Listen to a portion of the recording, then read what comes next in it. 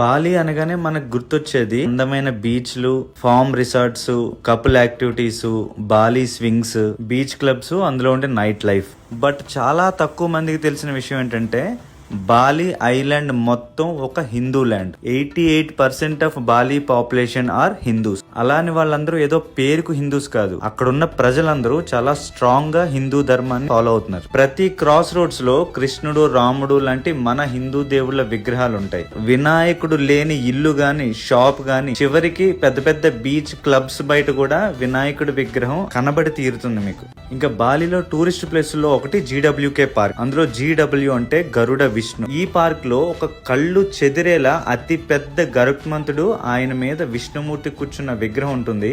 ఇది బాలి మొత్తానికి ఒక ఐకాన్ లాంటిది. అండ్ ఇంకో place Uluwatu beach or Uluwatu temple. అక్కడ ప్రతిరోజు ఈవినింగ్ 6 కి అండ్ 7 కి రామాయణం యాక్ట్ ప్లే చేస్తుంటారు.